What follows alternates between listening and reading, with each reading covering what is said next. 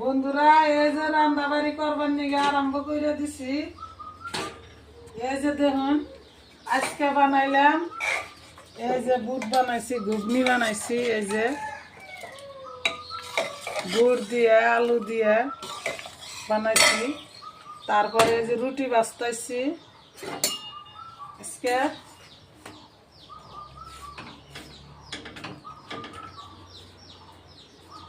এই যে রুটি ভাজা কিন্তু নাই, আরো ভাজবার নিগে আছে।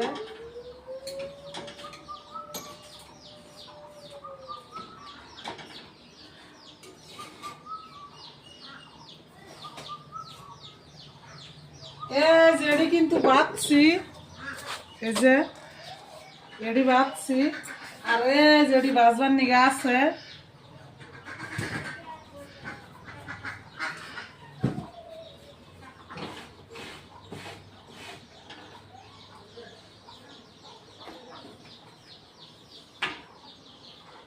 বাবু হোটেলে যায় রুটি আর ঘুগনি খাবার নিগে, সেই জন্য আজকে আমি বাড়িতেই বানাই দিলাম, যে বাড়িতেই বানাই দিই।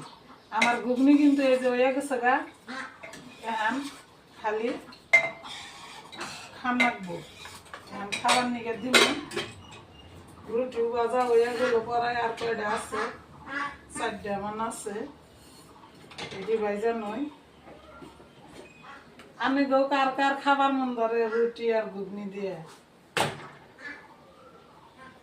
আমি কিন্তু খাই না, আমার কিন্তু ভাল লাগে না। আমি ভাতই খাই, আমি পিঠা মিঠা খাই না।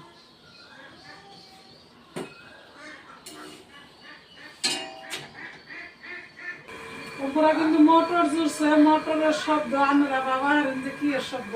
এই যে আমি এই যে রুটি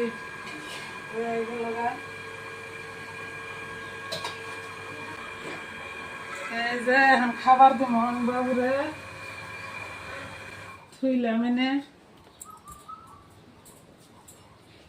তারপরে রুটিটা উল্টাই দিলাম।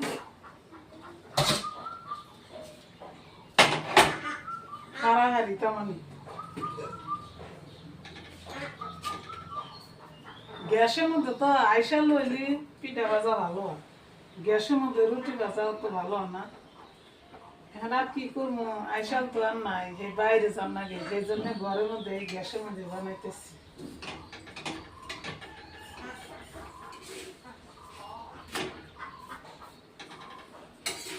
দেখুন গ্যাসের মধ্যে হইলেও কিন্তু রুটি ভাজাটাও অত একটা খারাপ না, ভালোই হয়।